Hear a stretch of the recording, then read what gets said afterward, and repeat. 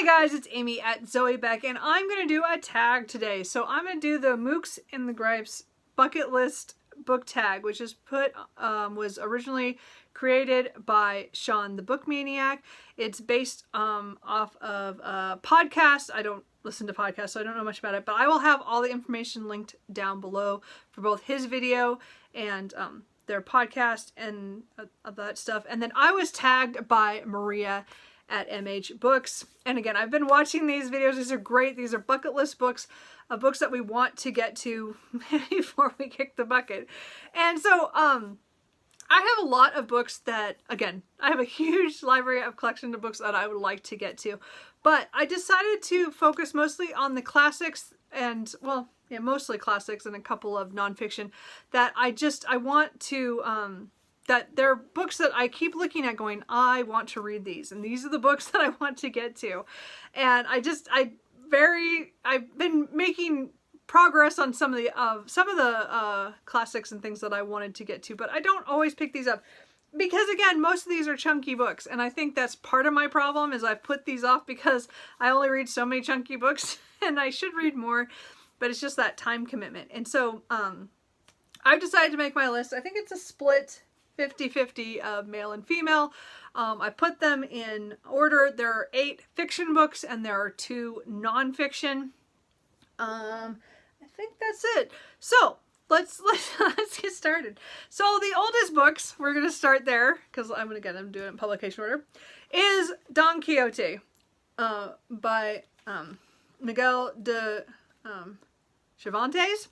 So I have 2 copies of this. This one I bought on vacation, and this is translated by John Rutherford. And then this one I found at a library book sale, and this is translated by Edith Grossman. So I don't know yet which one I'm going to read, but I would really like to read this. I know this is one of those ones that I've been putting off because it's kind of episodic, and I don't always do so well with this, but because this was written in 1605, 16 to 1615, I believe those was when it was published. It is one of the oldest of the, of these kind of books that I would like to read. I mean, there's a lot of ancient stuff, but I meant on this list, this is the oldest one I'm putting on my bucket list. This is a book I've been putting off, but it's also one I keep looking at going, I want to start that. So this is something I would like to do. I know it's more of this, I want this is because of basis of things from pop culture or things that come up because of these books, this book, because just that, I only know a little bit about it because of stuff that I've seen in cartoons and other things. So I'd really like to at least attempt this one. So I'm hoping there's that one. So, and again, if you think I'd like one translation or the other, as I said, I have 2, so I'm going to try both of them probably when I do it, and then get rid of the book that I don't use. But right now I have both because they both were cheap and I had them. Number 2 is The Life of Samuel Johnson by James Boswell. This was 1790. This was published. So again, this is a biography about Samuel Johnson from the 1700s.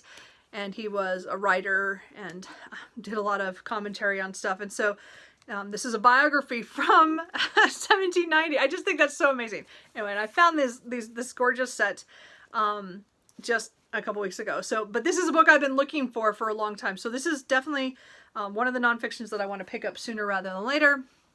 And I do think I want to I'll probably read, one section at a time. Not try to read all of it straight through, I don't think. So, I mean, maybe I'll pick one up really soon, but not positive. But I definitely want to read that. Oops.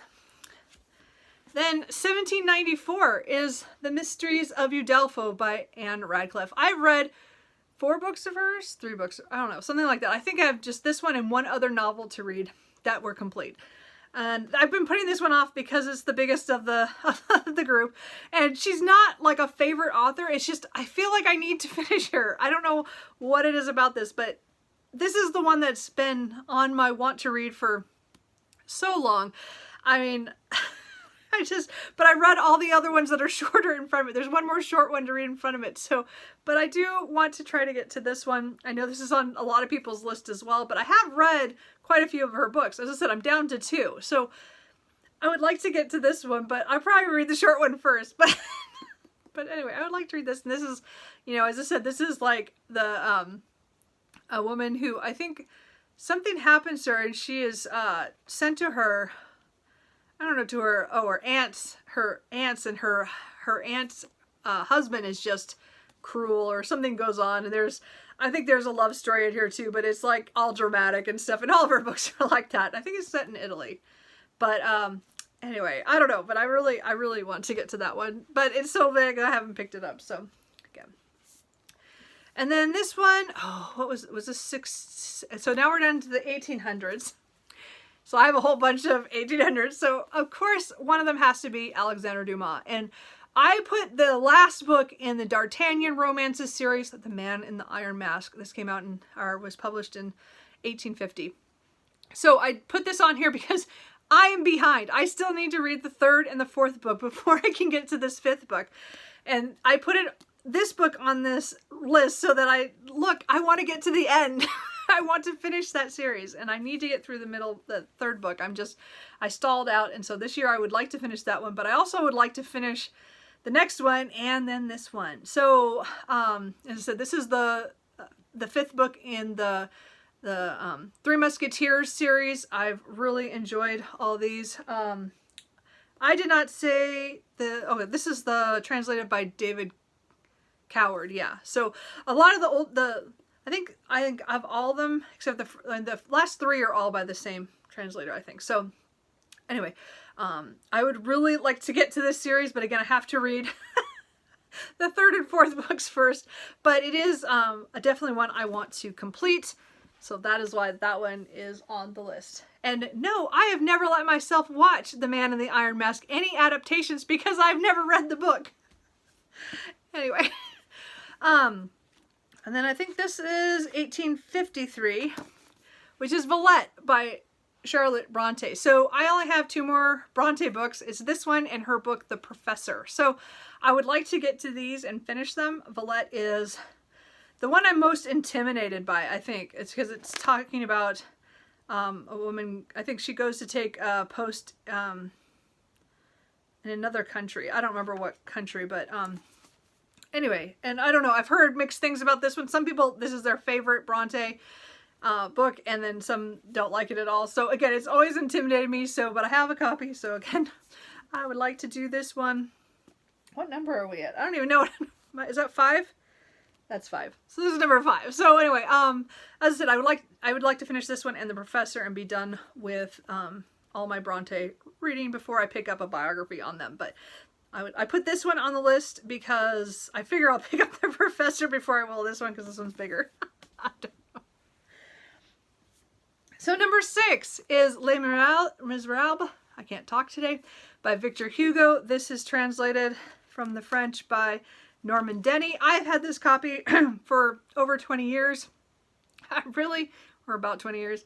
I would really like to read this, and it's big chunky. But and I know there's been read-alongs on this. It never happens when I have time.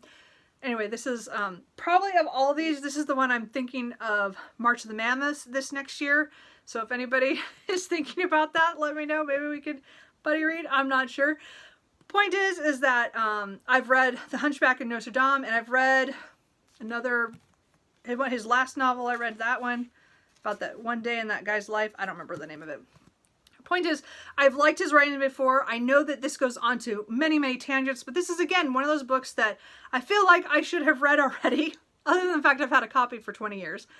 But I also, because there's so much pop culture references and things that I read in other books that are retellings of it or have talked about it, and I don't get all of it. I've watched the musical, which is when I bought this book. It's because I'd seen the musical in live, whatever, when it came to town. But I really have always wanted to read this. So this is pretty much one of the ones I want to read sooner rather than later. Pretty much of all of these. And then number 7 is Wives and Daughters by Elizabeth Gaskell. Elizabeth Gaskell, I love North and South. North and South is one of my favorite novels of all time now, and I'm already looking forward to rereading it or re-listening to it, however I read it this year. Wives and Daughters is her last novel. So my goal was to start and read all of her books in chronological order, even though I read North and South first. I've also read Cranford last year, which I really enjoyed. So my goal is to, you know, Mary Barton I tried once and I got caught up with other things. So I want to try to read that this year.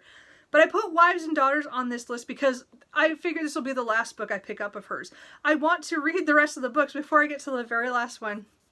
Because of the way it ends, I'm just afraid to read this one.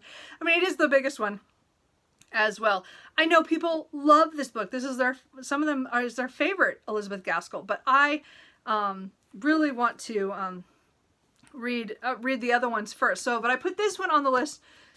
As I said, I want to get to where I've finished all the Gaskell and get to this one. I think this was 1866. And then, oh, I can't remember what the date on this one was either. And I'm not going to remember. 71 or 72. 1872, Middlemarch by George Eliot. So this one has always been one I've wanted to read since college. We read a section of the Mill and Floss for a class, but everybody always talked about, oh no, Middlemarch, you have to read Middlemarch. And so I've only read Silas Marner by her. I've collected many of her other books. I just haven't read them yet. I'm not sure which book I'm going to pick up next, but this is the one I'm aiming for to sometime pick up. I don't know why I keep putting it off. I think it's the size and just I'm scared of reading her stuff. Anyway, and then number 9 is the Unabridged Journals of Sylvia Plath. I really want to get through this. I am one of those, I've only read 27 pages.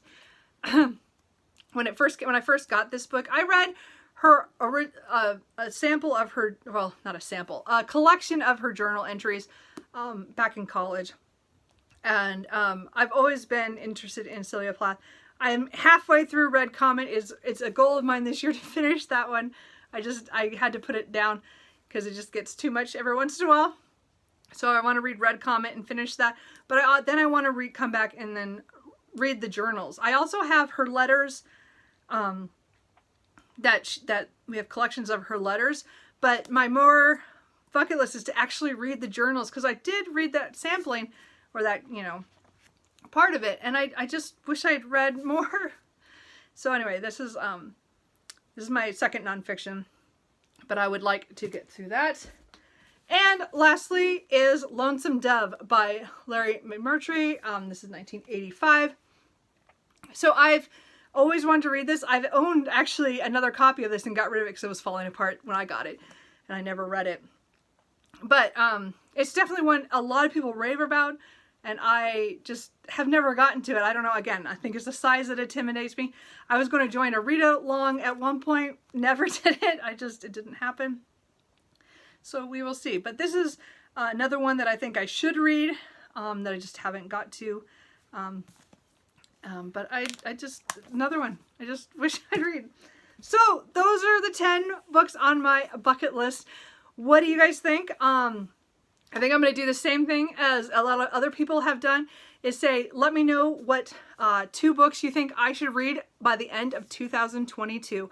I mean, some of them I do definitely want to pick up in the next year, but that doesn't mean it'll happen.